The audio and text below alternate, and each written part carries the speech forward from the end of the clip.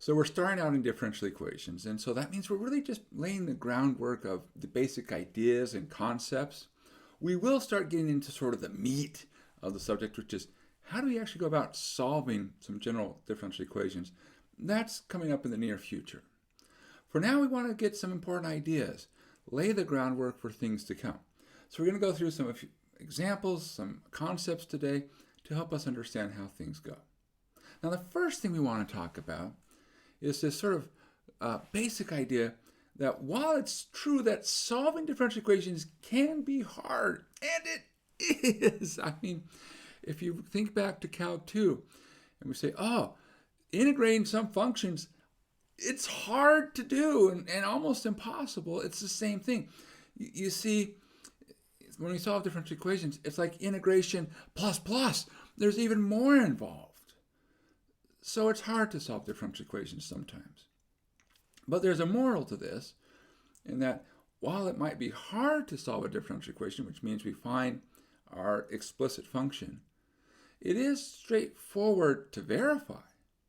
So this is a wonderful thing to do. So how do you verify? Well, it says, look, here is what we think the solution is. You say, okay, great. What we do is we take that solution and we put it into the relationship. And we say, is the relationship satisfied? And if the answer is yes, then we've done it. We definitely have a solution, hopefully the solution that we want. So let's do an example. So our example says, let's verify that x times e to the 3x plus 3x squared plus 4x plus 2 is a solution of y double prime minus 6y prime plus 9y equals 27x squared. Now, of course, you might notice that this a is very fancy. It's just sort of emphasizing it's just one solution. We're not claiming it's all solutions, but it's one solution. All right, well, what do we do? Well, here we don't have to sort of start from the differential equation and get the function. We start with the function and check to see if the differential equation works. So what's our function? Well, it's x e to the 3x plus 3x squared plus 4x plus 2. Okay, all right, great. Now, notice we need to also have y prime and y double prime. So let's compute those. Y prime. All right, the derivative. How do we take the derivative of x times e to the 3x? Well, here we have two functions multiplying together, so we'll use the multiply together rule, right? Well, it's called the product rule. So the derivative of the first, well, that's the derivative of x, which is 1. So we'll end up with just the second, e to the 3x, plus, then the x stays there, and we have the derivative of e to the 3x, which by the chain rule is e to the 3x times 3.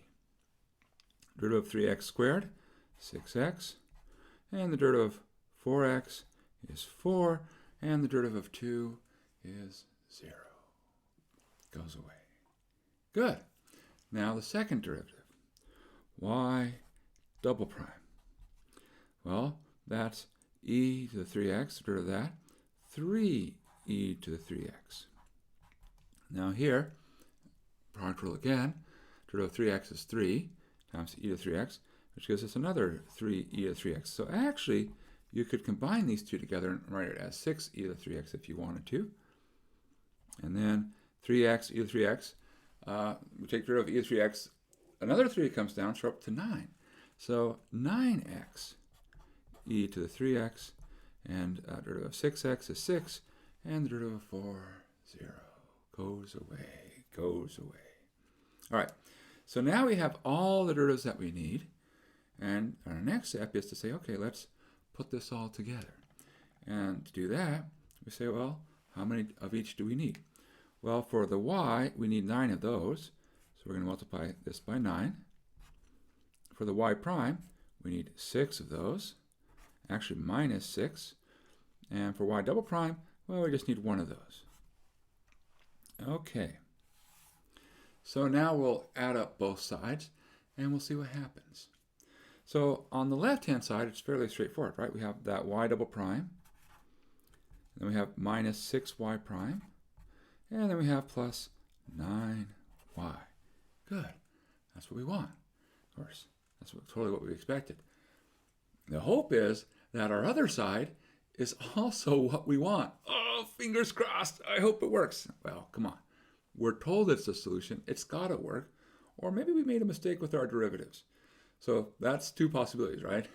If it doesn't work, if this right-hand side turns out not to be 27x squared, either we make a mistake in our computation or they lied to us and they didn't give us the solution.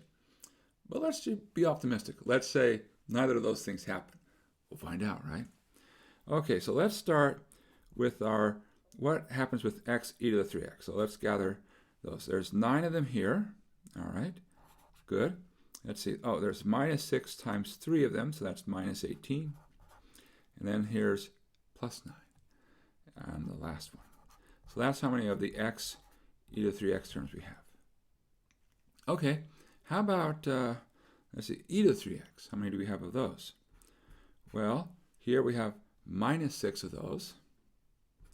And we look at this y prime term, because remember the minus 6 comes through. Then here we have 3 plus 3 more. So, well, I can write it as plus 3 e to the 3x. Okay, now that takes care of all the things here with involve e to the 3x, or x e to the 3x. Now let's go to the polynomial parts. X squared. Well, there's just one place where x squared shows up. So we have 9 times 3 is 27, x squared. All right, x. Well, there's an x in both the y and the y prime. So we're going to have plus, well, 9 times 4, 36, minus 6 times 6, minus 36, and there's no x on the end. All right. And constants, okay. Plus 9 times 2, 18, minus 6 times 4, minus 24, and 1 times 6 is 6. That's our constants. And now you're like, wait a second, that's a lot longer than that. Well, we haven't simplified. What does the simplifying do? Well, let's see what it does. We have 9 minus 18 plus 9, 0. Gone. Minus 6 plus 3, 0. Gone. 27. Okay, not much happens there. 36 minus 36, 0. Gone. 18 minus 24 plus 6, 0. It all goes away except the one term we don't want to go away. So it all works out exactly what we need it to do. 27x squared. And now we're happy. Yay! It works. It's a solution. It has been verified. All right, great. Now, so this shows us, okay, we can verify solutions. And sure, we might have a problem that says verify that such and such is a solution. But, you know, there's actually another concept here, which is to say that when we're solving differential equations, this can be a multi-step process, and the more steps you have, the more chances that you have to have mistakes creep in. It's natural. It happens. It happens.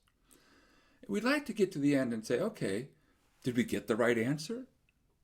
Now, if we're very confident in what we did, we'll say yes. We saw what we did. We're super confident. No mistakes were made. This is it. This is it. But what if we weren't confident? What can we do? What can we do? Well, we don't have to give up. You see, we have an alternative, which is to say, well, we can actually have two alternatives. We can say, let's go back and redo it. And we'll probably be like, no. Because sometimes it takes a while to redo it, and the same mistakes might be made. Another option is to say, hey, we have this verifying tool. And so the verify tool lets us say, let's check our answer. So this way, it's a wonderful tool that says, hey, we can use this to check our answers. So as the great mathematicians say, we should check ourselves before we wreck ourselves, right? So, and it's good to get into the habit of maybe not necessarily always checking our answers by doing a full computation, But when you get to the end of a problem, you should always pause and say, does this seem reasonable? Is this right? And if the answer is, I'm not sure, we should go back and look at it and think about it some more.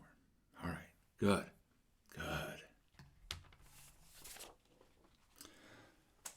All right, well, for our next problem,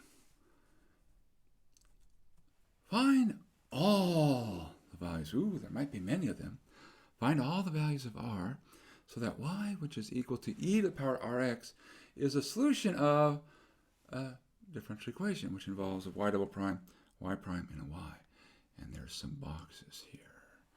So this is a choose your own adventure here. Now you might be like, whoa, wow, this is amazing. Now you might say, wait, what's so amazing about it? What's going on here is we're actually asking you to tell us the differential equation we solve. Very rarely do we ask for volunteers to suggest a problem because things can get tricky fast if you're not careful. It's very easy to take a problem that's very simple to solve and tweak just a little bit, and all of a sudden now it's impossible.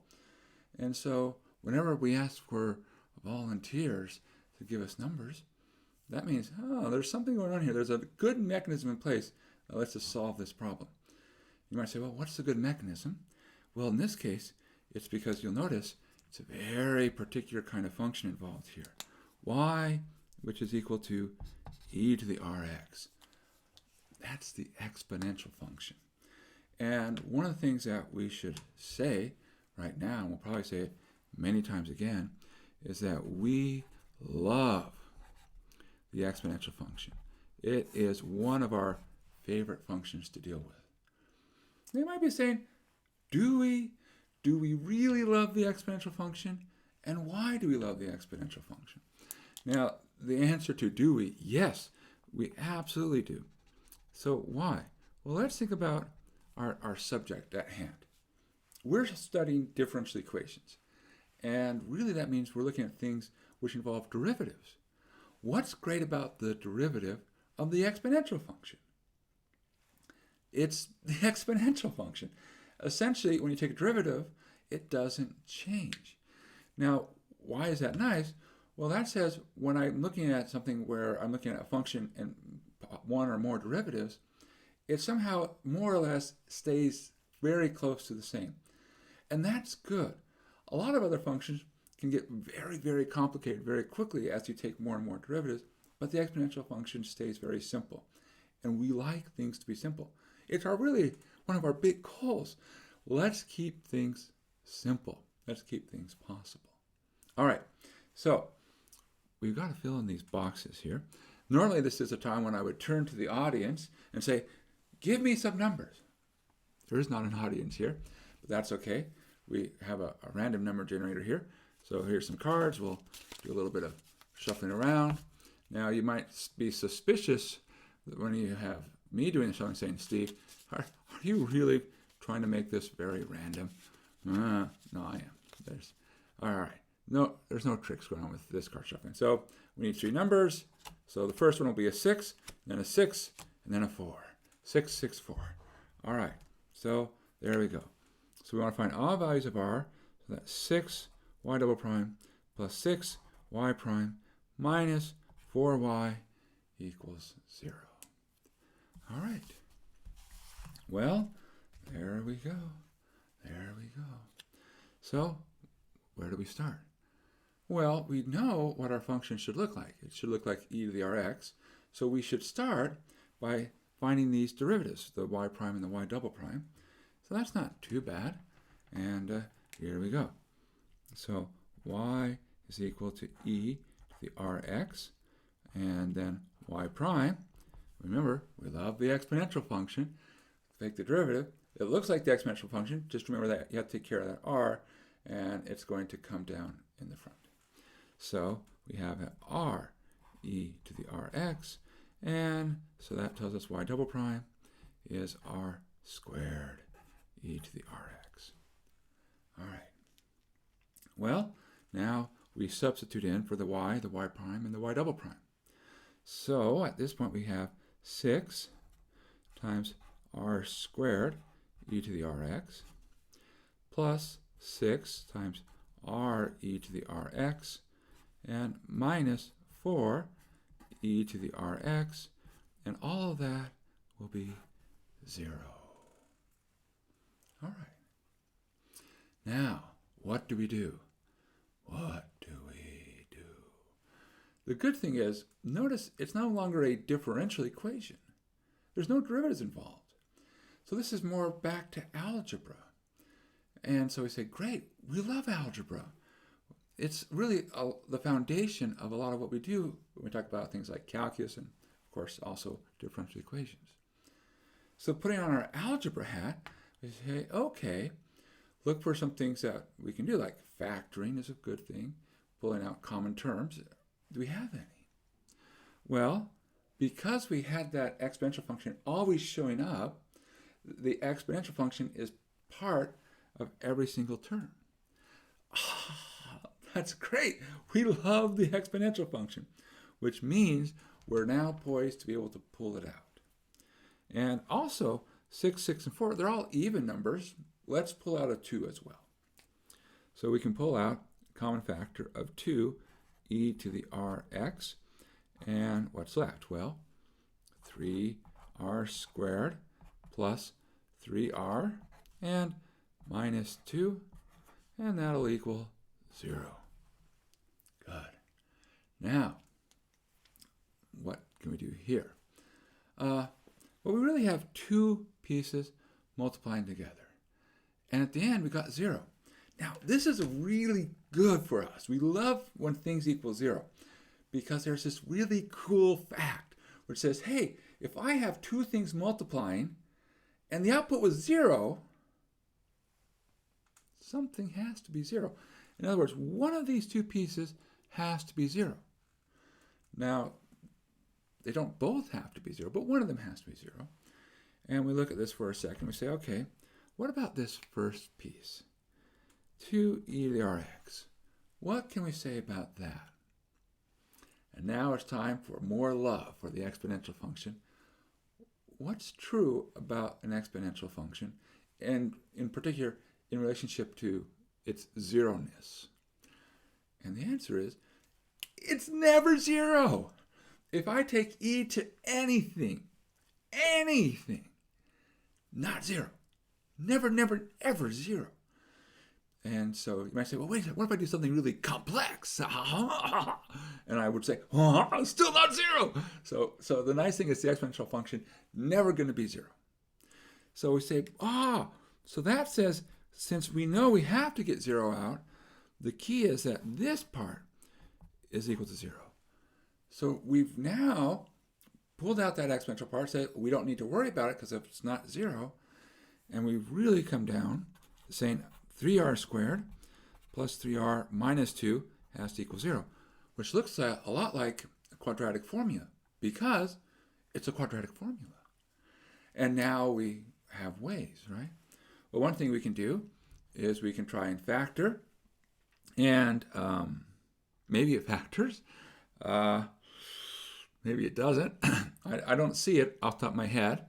And so if it doesn't factor, that's okay. We still have ways. And so remember that there's this nice little fact.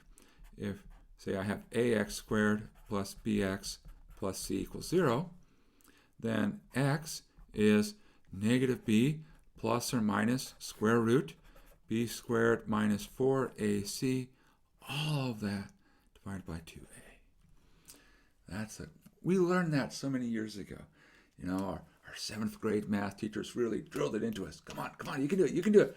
And so now, we're going to make our 7th grade math teachers so proud of us. They're like, I remember it. I remember this. So, all right. So there we go. And you might say, well, wait, that was if we had x. Here we have r. And it's okay because x's and r's are both stand-in as a symbol for something we're trying to find. It's changing a name. It doesn't change the process, it just changes the name. And that's really one of the big steps. If you can get to the point where it says, hey, it's okay if I call something by another name, it's still the same process. And life is good. If you get there, you've won a big battle. All right, so let's go here. So we have what? R would equal, in this case, b is minus 3. Sorry, positive 3, so minus b would be minus 3, plus or minus the square root. B squared is 9. And then minus 4ac. So 4 times 3 times minus 2, that would be, what would that be? 12, 24, right? And there's a minus and a minus, so plus 24. Ooh. All of that over 2 times a, which is 6. Okay, so that's negative 3 plus or minus the square root of 33 all over 6. And are we done? It's good to know whether or not we're done, because we want to pay attention. You know, if we're asked a problem, say, on an exam or something, we want to make sure we get all the points. That's our goal, get all the points. So what were we asked to find? We were asked to find all the values of r. So that's our answer. So these are our two values for r. There's two of them. There's plus or minus. Now, what does that tell us, by the way? What it tells us is that we now have two different functions that actually are solutions to this differential equation. And what are they? Well, one of them is the function y is equal to e to the minus 3 plus square root of 33 over 6 times x. And the other one is y is equal to e to minus 3 minus square root of 33 over 6 times x. And we're like, yeah, of course, right? Totally obvious. Ha ha ha. No, it's not totally obvious. You know, it took some work. It took some work. But now we know the answer. We have this wonderful process. And by the way, we are going to come back and do this process again. We'll spend probably a day or two going into more depth about how this works, various things you might encounter, and how to handle that. But for now, life is good. Life is good. Okay, great, wonderful. So let's keep moving on along. And we're going to talk about another concept, another important concept, and that's called the initial value problems. And this is important because oftentimes when we think about solving differential equations, there's sort of two ideas that we might have. One is saying find general solutions, and that means we're really going to find all of the possible functions that satisfy differential equations. So in other words, it's like we have those extra plus c's, but now of course they may not be plus c's, it might be something else, but all the possible solutions. That's what we mean by general solutions. Initial value problems say we want to find particular solutions.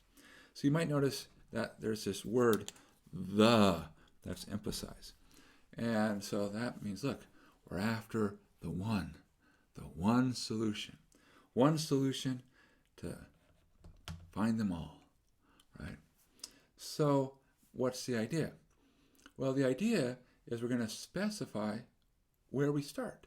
See, that's what I mean by initial value. So we say, hey, here's where we are initially, and now what happens? And in some sense, this makes sense, because what we should do is we say, look, we know where we are initially because that's what we're told, and we know how we change. Now, the reason we know how we change is that's what the differential equation is doing. It's telling us about our change. So if you combine our knowledge about where we are with the knowledge about how we change, you should be able to figure out where we are at any given time. So it makes sense to say, okay, we can find the solution. All right. Now, how many pieces of information do you need? Or if you like, how many constraints? So a constraint says, I need to satisfy something. And the answer is, it's look at the highest derivative. And what is the order of that? So that means how many derivatives did you take? So if it's the first derivative is the highest derivative, you need one piece of information. But if you have a second derivative, you need two. And if you think about basic integration, it makes sense, right? Because every time we integrate, we add in that constant. So if we integrate twice, we would have integrated and each step added a constant, so we would have added two constants. So we need enough information to figure out what they are. So that means we need two pieces of information. Now you will see I put a little tiny asterisk there, and that's not a typo. I'm going to talk about this in the next example, but things can get a little bit interesting. And so, but we'll save that for the next example. Let's do this example. So here's the problem. Verify that a function, namely log of x plus c, is a solution to a differential equation, e to the y times y prime equals 1. Okay, so that's one part. Second, find the particular solution if the function also satisfies y of 0 equals 1. So what we're really saying in the first step where we have that verify is like, look at this. We have actually not one solution, but a whole family of solutions. By changing c, you get a different curve. You get a different function. And now we say, oh, look at all our beautiful different functions that we have. And the second part says, pluck out the right one that has this extra piece of information satisfied. Okay, so let's do this. And so 2 parts, 2 steps. So the verify should be very straightforward, right? We plug the function in and see if we get what we want. So we start by saying, okay, well, e to the y times y prime. And we say, well, this is what we think y should be. So that would be e to the natural log of x plus c times the derivative of natural log of x plus c. Right? So that prime there means I'm taking a derivative. Now the nice thing is e and natural log, they're inverse functions of each other, and so there's this undoing. So we're going to get, all right, this will be x plus c, and then when we take the derivative here, well, derivative of natural log, 1 over x plus c, and you should say, okay, times derivative of the inside, but derivative of that is 1. Remember, for right now, c is a constant. Now, if I have x plus c upstairs and x plus c downstairs, well, nice things happen, in particular, cancellation, and we're left with 1, which is exactly what we wanted to. So, yay! Again, success. We've now verified the differential equation. So now we're ready to move on to our second part. What's our second part tell us? Well, we have that extra initial values, that extra condition that we want to satisfy. So we want 1 to equal y of 0. Now what does y of 0 look like? Well, we plug 0 into the expression.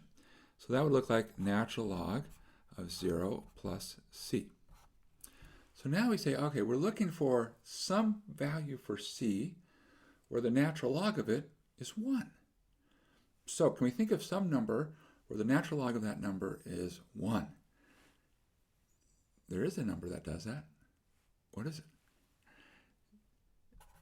it? It is e. All right, are we done? Let's think about what were we asked to find? It says, find the particular solution. Now, we're looking at a differential equation.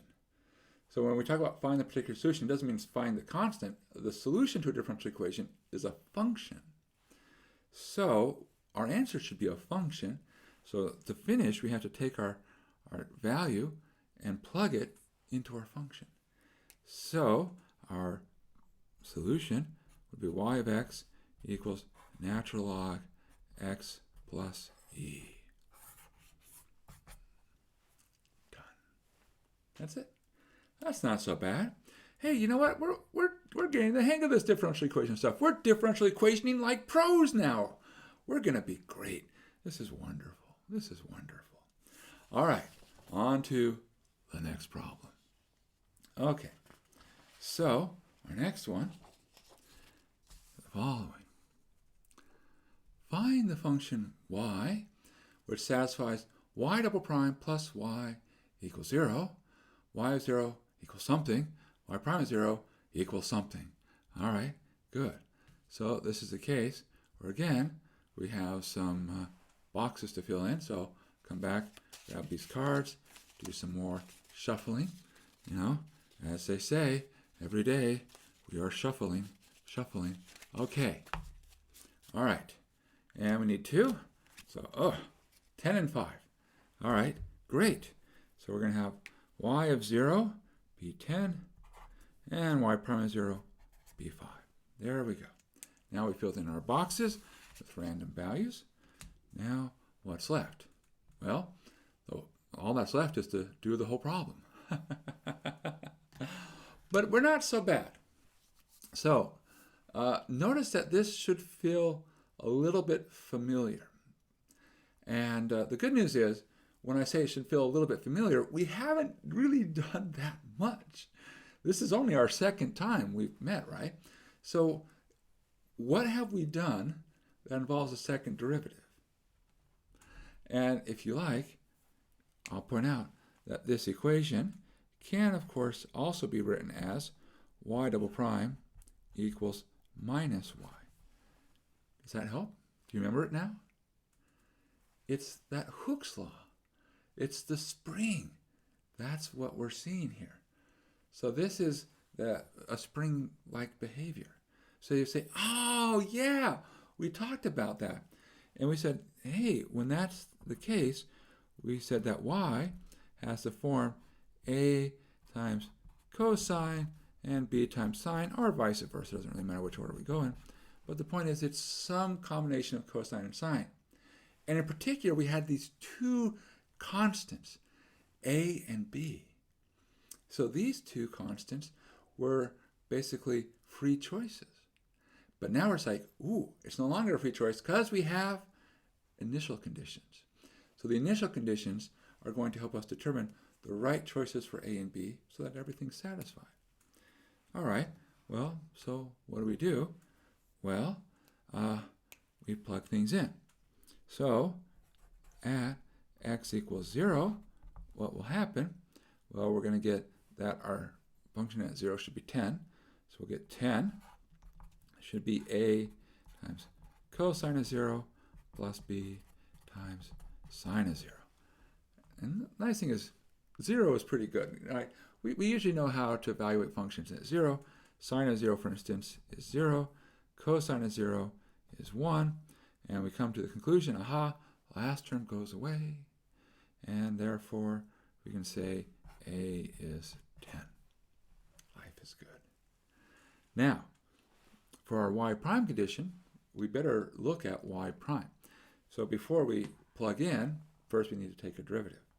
So we say, all right, well, so y prime would be minus a sine of x, because the derivative of cosine is negative sine, plus b times cosine of x. All right, good. And now again, let's plug in and let's see what happens. So we see at x equals 0, 5, which is the derivative at 0, would be minus a sine of 0 plus b times cosine of 0. And, well, things haven't changed. Sine of 0 is still 0. Cosine of 0 is still 1. So we see the first term goes away. And then we get b equals 5. Now, on a side note, you may have said, hey, Steve, could we, could we have plugged in a equals 10 already into here? And the answer is, yes, you can. Yes, you can. It doesn't really make any difference when you do it, but as soon as you have information, yes, you can put it in and keep going forward with that information. Or you could just wait until you have a collection of equations. So what we actually have here, if you look at it, it's kind of a weird way to think about it, but we actually have 2 equations, right? A equals 10 and b equals 5, and 2 unknowns. But this is like the really, really good kind of 2 equations and 2 unknowns because it's already given to us. Sometimes we have to do a little bit of manipulation, say, okay, we'll use this and use that, combine the formulas together. We're going to be doing plenty of that. Don't worry. It's coming. It's coming. But for now, we'll start off and we'll treat ourselves nicely. It's good to treat ourselves nicely and, dip our toes in the water. And we're going to say, hey, it's not so bad. We're ready to jump in. So putting together, our function would be 10 times cosine of x plus 5 times sine of x, and we're done. That's it. There we go. There we go. Good. Now, anything else to say? Well, I should come back and talk about the asterisks, right? Because when we talked and said, hey, we should have two initial conditions. Sometimes they might be a little bit strange, and you should always be cautious when they do things which are strange, because weird stuff can happen. The ideal set of initial conditions should be what happens at a point. So notice we're saying the function at 0 is this, the derivative at 0 is that. So we should just say, what's happening at our initial point? That's the ideal. But sometimes they can say, oh, well, I want the spring to be here at time 0 and be over here at time pi thirds or something. And many times those are okay, but once you start to sort of separate the location of your initial conditions, weird stuff can happen. So to show you that weird stuff can happen, let's actually do that. And suppose, for instance, so we had said, well, let's make y of 0 equal 10, and we want y of pi to be 5. So in other words, I've pulled these initial conditions so they're no longer at the same point. And now one of them is a function, one of them is a derivative. Sorry, they're both functions, whereas before, one is a function, one is a derivative. And I want to show you something strange happens here. So what happens? Well, we have already done what happens at x equals 0. So we'll say it's this same thing here. And we come to the conclusion a equals 10. So let's plug in at pi. So we would get 5 is equal to a times cosine of pi plus b times sine of pi. All right. So far it doesn't seem so strange, but sine of pi is 0. Cosine of pi, negative 1. So that leads us to the a is minus 5. Now, you look at this and say, wait a second, hold on. We're getting some impossible situation here. A is 10 and a is negative 5? I don't think so. And you're right to not think so. This makes us very sad when we see these kinds of things. Very sad. We can cry tears. It's like we just chopped onions because it's an impossible situation. Our initial conditions are incompatible. So you have to be careful. If you do have initial conditions which are separate, it is usually the case that you can still solve for your constants. But weird things can happen. And this is just one example of weird things which can happen. There are other things that might arise where you say, oh, I have an initial condition here and I have an initial condition over here, but in between things kind of blow up. It happens. We'll see an example like that, I think, in the next time we get together. So just be careful.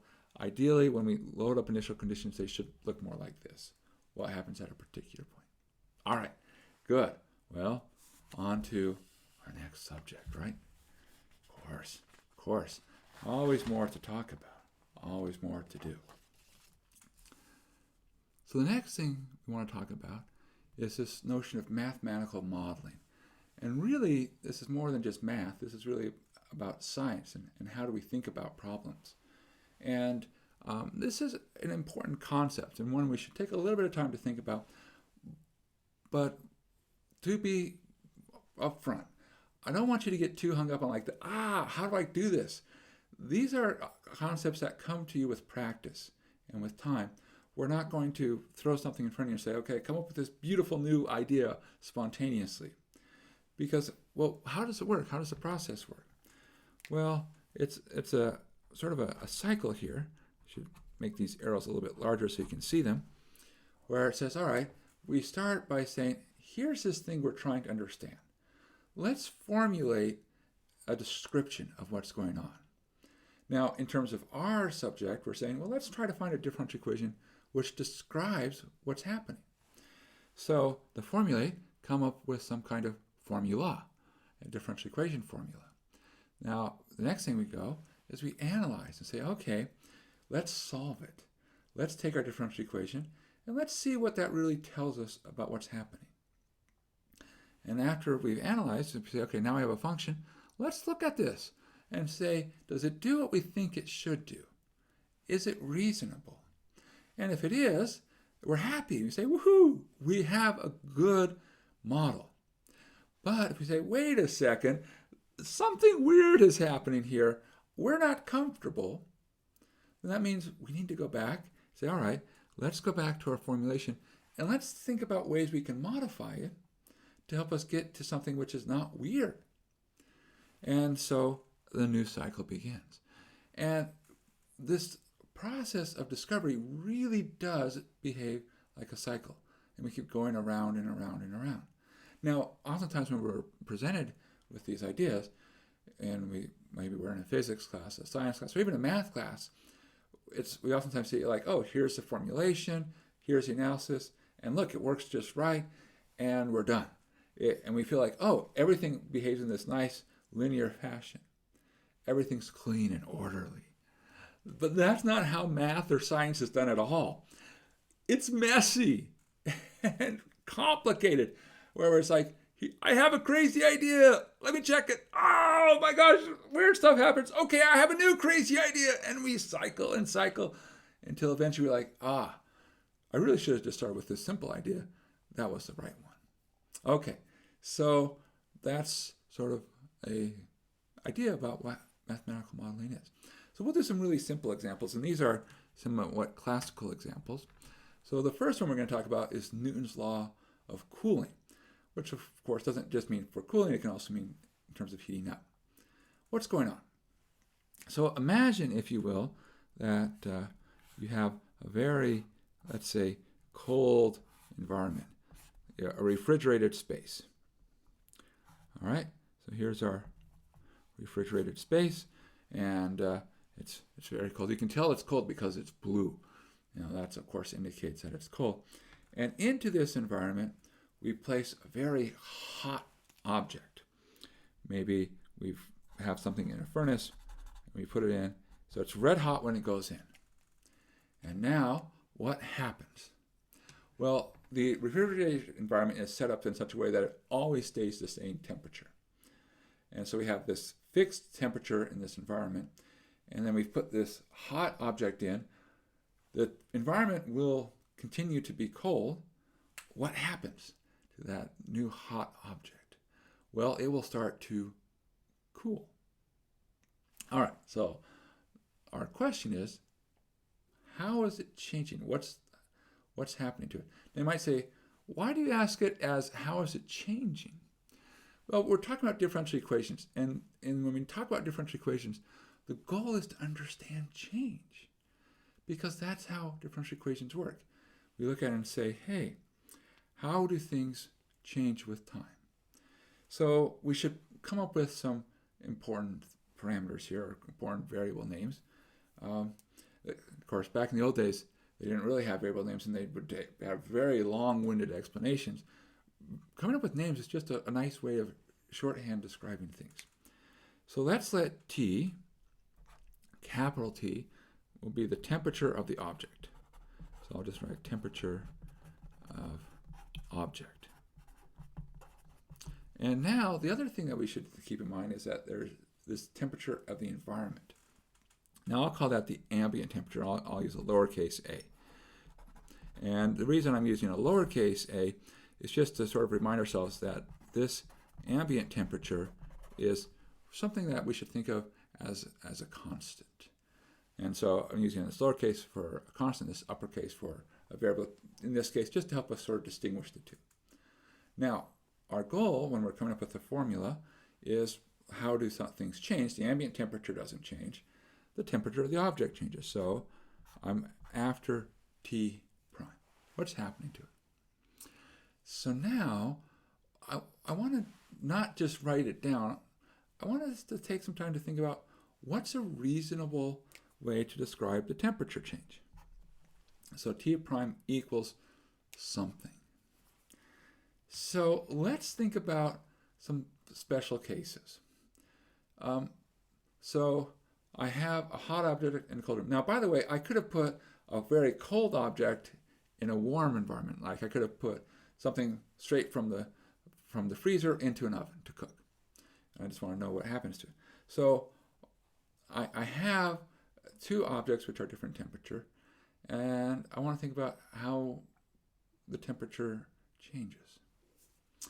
Now, one thing we can do, and this is a good practice to get into, is to think about, okay, when would the temperature not change at all? When would T prime be 0? Well, the temperature wouldn't have to change at all if I was already at the same temperature as my environment. So if I go into an environment and it's the same temperature as I am currently, I'm like, wow, I like this place. This is a good environment for me. It's already at my ideal temperature. I don't need to change.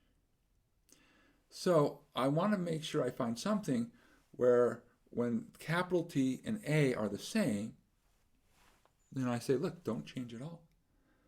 So this suggests something. I want to have, when T and A match, I should have T prime be 0. So the suggestion is to say, hey, let's look at this quantity, namely, let's look at this T minus A. All right, so let's see how this works. All right, if I'm at the same temperature as my ambient temperature, nothing changes, I like it. Suppose I'm hotter. So in other words, suppose that this object is a very hot object in a cold space. So T is larger than A. Well, then T minus A would be positive, and that would say what? That would say my temperature would be increasing. So currently, if we just have it as written now, it says, oh, if I'm a hot object in a cold space, I should get hotter. Oh, wait a second, that's not how it works.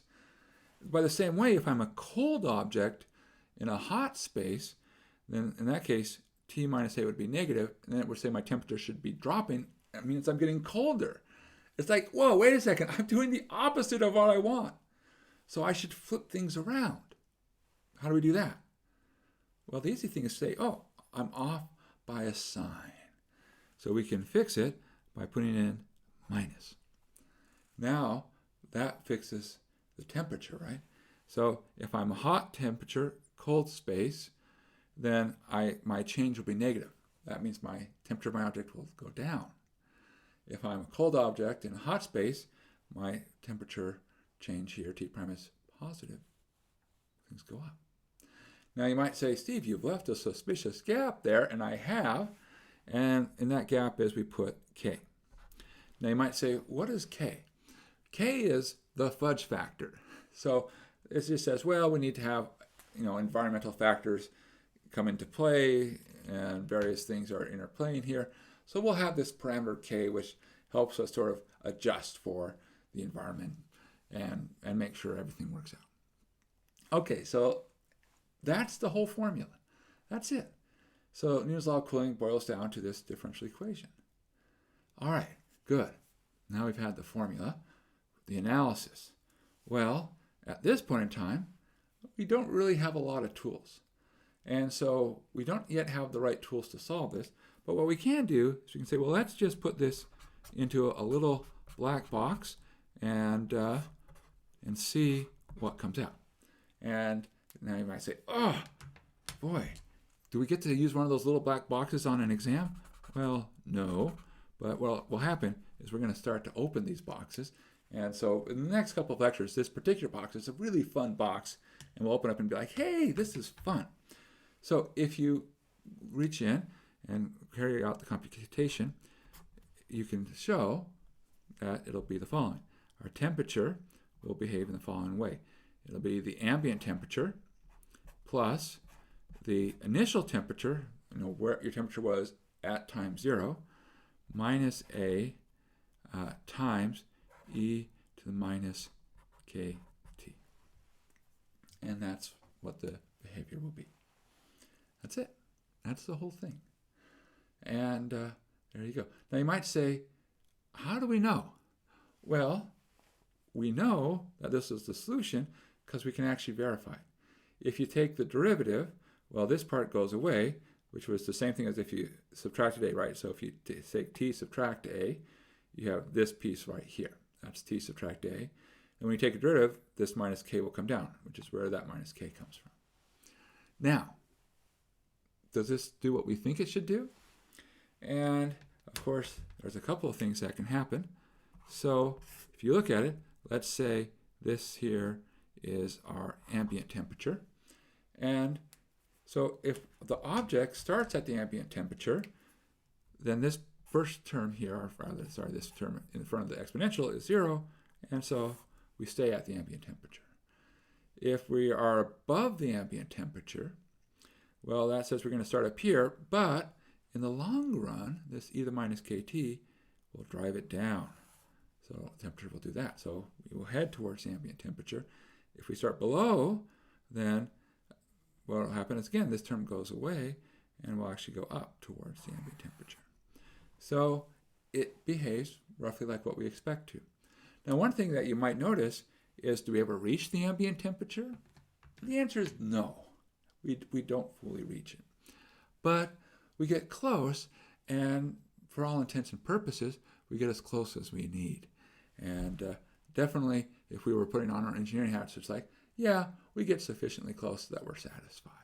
So there we go. Okay, so there's an example of a mathematical model related to cooling. It's actually not so bad. And look, you can even get your name attached to it. Newton. Hey, that's Isaac Newton. This isn't some sort of mathematical modeling based on cooking fig Newton cookies. It's like, oh, I cooked a fig Newton cookie. How long do I need for it to cool? No. This is, one of the great mathematicians, great physicists, thinking about, hey, let me think about how things change, and let's see what happens. So you too can come up with a really beautiful idea. It has to be something other than cooling, but hey, that's right. There's plenty of ideas left to look at. All right, let's do one model for population. In fact, let's look at two. Well, let's start with a really simple model first. So suppose we think about, how can populations grow? Now, there's lots of ways to think about that. So again, we think about how populations grow, or perhaps shrink. I should be fair and say sometimes things don't always have to get larger. Some things get smaller. So we can look at the change in the population, p prime. Well, one of the ways that we sometimes think about our population growing, think about bacteria as an example. We say, well, bacteria, what happens is over time, bacteria cells divide, make new little patches of bacteria, and it grows and grows and grows. And so in particular, you say, well, at any given time, some small portion of the population will subdivide, and so we'll grow based upon how much we have. So if there's a very small population to start with, well, we can only grow by a small amount because just a few people are going to be reproducing. Whereas if we have a large population, well, we're going to have more people reproducing. So the size of the population is going to be proportional, the size of population growth, how the population changes, is proportional to how much there is. So it's a very simple model, and it just says, okay, p prime is proportional k times p. All right, there we go. Now, this might look familiar if you've ever done something which involves radioactive decay. It's a similar type of model. The only thing is, with population growth, we tend to think of it as positive, so this value is positive, whereas with radioactive decay, we think of things as decreasing, so the value is negative. But it's the same principle. It says, oh, if I have some collection of radioactive material, at any given time, some of it will spontaneously decay. And how much of it? Well, just some proportion, the same proportion at any given time. So we have some k times p. And that k is some, again, it's a fudge factor just to say, take into account all these various things coming into play, and we'll just model what's going on. All right, so that wasn't too hard to come up with a model. And so, well, what's the solution? And again, at this time, we'll just use our little black box here. And don't worry, we'll get into it. This is a wonderful box. We're going to open and say like, oh, it was you all along. Ah, it's great to see you. And so soon we'll do it. Okay, So once we do this, we'll get that our population P behaves as, what's our population initially? So this is a constant. Essentially, we choose, right? What's our initial population? And then it's going to be e to the k times t. And you might say, wow, the previous one, that also had an exponential function in it. Well, remember, we love the exponential function.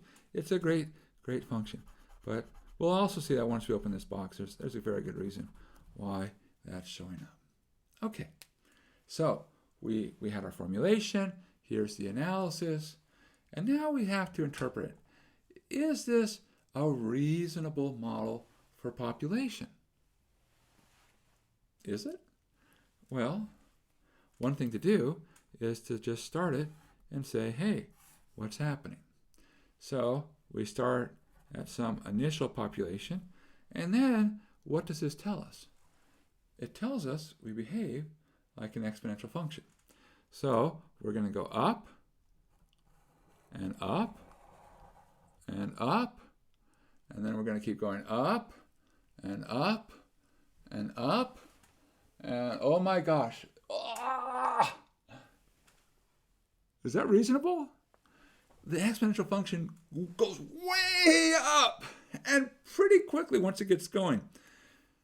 So if this were a reasonable model for the way population grows, that would say, somewhere when a junior high school person starts their little petri dish with bacteria growing, pretty soon that petri dish is going to overtake our solar system. And it's going to be our whole solar system will be the bacteria that grew out of that petri dish. There's a problem here. This says, hey, there's like unlimited space to grow, unlimited resources, and we can keep growing and growing and growing. That's a problem. That does not match reality. Okay, so it's not an unreasonable model for sort of like the short term, but in the long term, there's some issues here. So somehow we have to take into account that says, look, you can't always keep going up. There has to be something that stops you when you try to get close to this upper limit for what your population can naturally maintain. All right, so there needs to be another model. Now, this model, you can describe this as the exponential model because, well, it's behaving like an exponential function. And we say, all right, are there other models? Now, I'll just write this down and then we can think about why this is not such a crazy thing to do. So here's another one. So let's look at the following. Suppose we had P prime was K times P times 1 minus P. And I'll just think of 1 as think of it almost like a percent, like 100%. So what's happening here? Well, let's think about what we can conclude from this particular model and see, is it reasonable? Okay, so even without doing any computations, even before we put it into our black box, let's think about, hey, what does this model tell us about our population? Okay, so one place for us to start is to ask, are there any easy solutions? And so let's look at this. Now, when we're talking about a solution, I'm looking for a function for P. So think of like the most trivial functions you can think of and ask, do they work? Now, you might be like, oh man, am I thinking too trivially, or am I not thinking trivial enough? And so I'm going to give you some advice. So this is some wonderful life advice, and namely that when a math teacher asks, hey, what's the answer to this question? There's usually 3 good go-to responses to try first. 0, 1, or look for something written on the board. Okay, so let's see.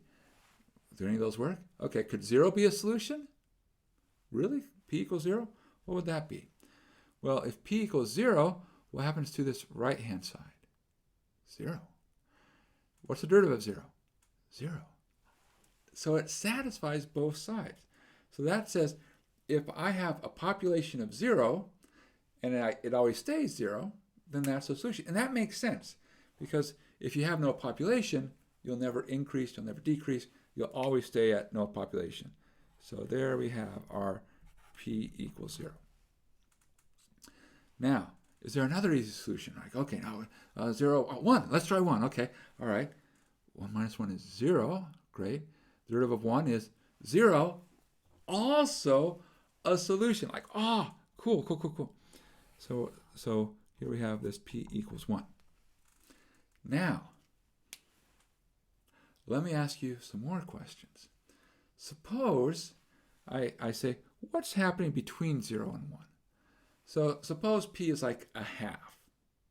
What can you tell me about how the population is changing? Well, if we look at the right-hand side, we'd say, well, let's be like a half times a half, which is a quarter times its fudge factor, but it's positive. So if I'm between 0 and 1, my population is going up. So my population goes up if I'm between 0 and 1. In fact, we can be a little bit more precise. We can say, hey, if we're close to 0, then this is a small value because of that p term.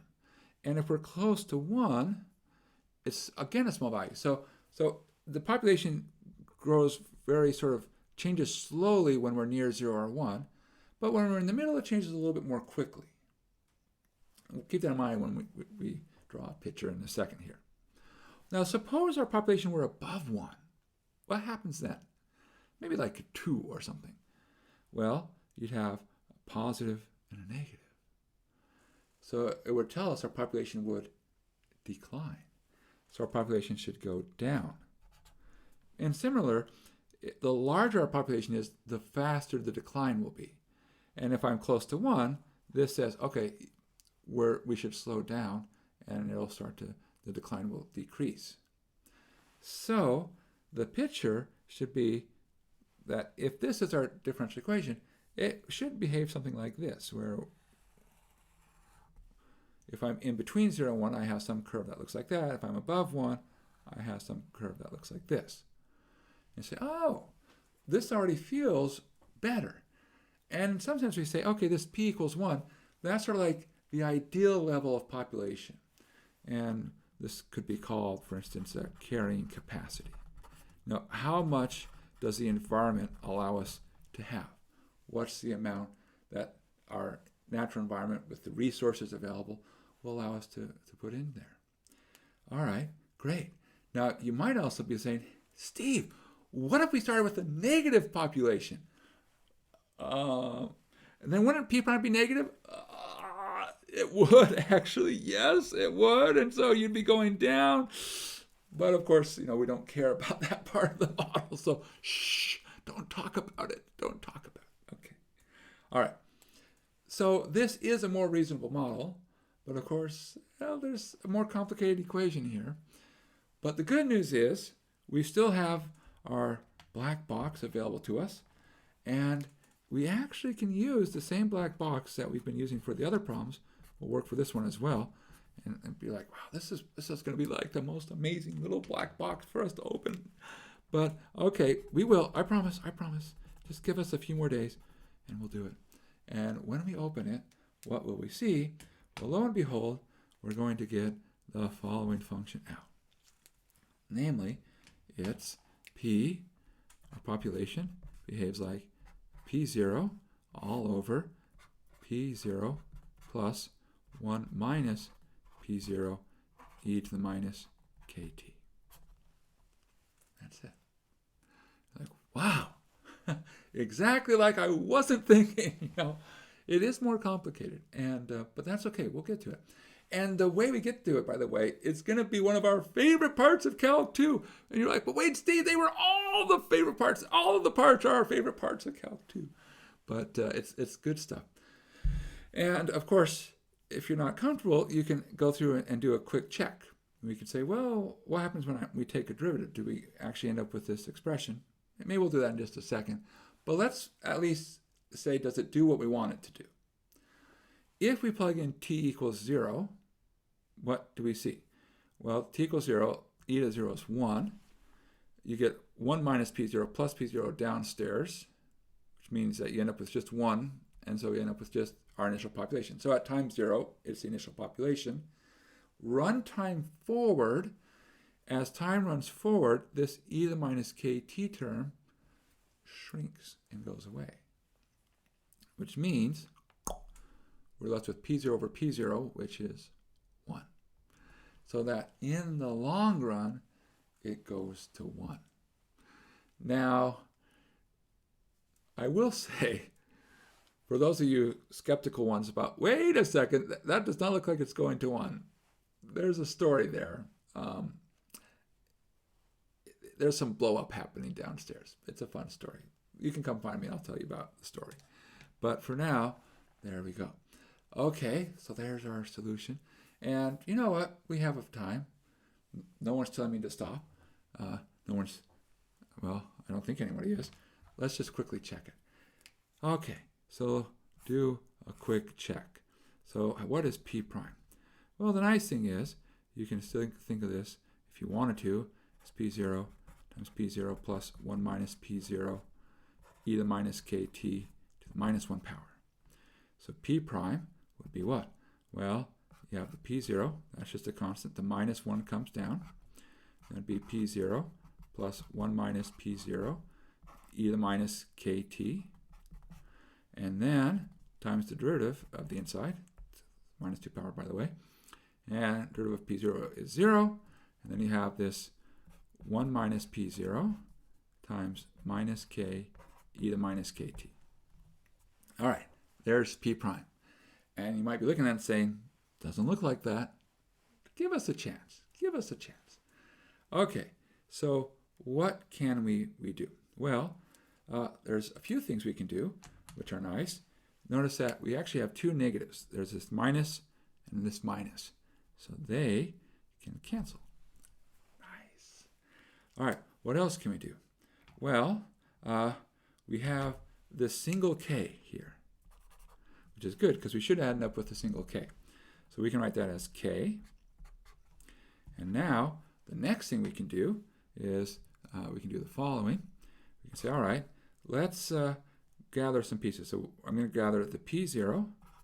And notice I have two of these downstairs. That minus 2 means downstairs. I'm going to put one of them downstairs. So p0 plus 1 minus p0 e to the minus k times t. So that takes care of this term and one of these terms. What we haven't taken care of yet is 1 minus p0 e to the minus kt. And there's another term, p0 plus 1 minus p0 e to the minus kt. All right, great. Now we say, oh, things are looking promising.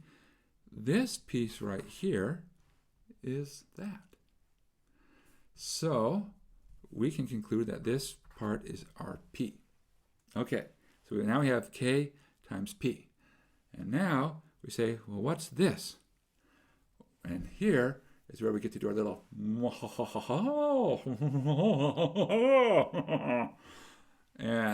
we can do a little fun thing. We're going to add 0. But we're going to add 0 in a good way. In other words, we're going to be slightly clever. So the way we're going to add 0 is we're going to add a p0 and we're going to subtract a p0. And notice we've added and subtracted up in the exponent. We added and subtracted the same amount, so our net change is 0. And if we add 0, nothing changes. It's the same thing as we started with. So that's a beautiful thing about adding 0. You can always add 0. You haven't changed anything. Now, if we cover this up, what do you see? See the same thing upstairs and downstairs, right? 1. So that says we have 1. If we cover that part up, minus, and now if we cover this part up, and whoops, there we go. This p0 over all that, and don't worry about the minus, we already got that. What is that? That's p again. So p. So, lo and behold, check, we have p prime equals k times p times 1 minus p. It's a verified solution now. It works. Exactly what we wanted to. Wow. Life is good. Life is good. And very soon we'll be able to do this by our own No black box needed. So keep coming, keep studying, and I hope to see you again in the not too distant future.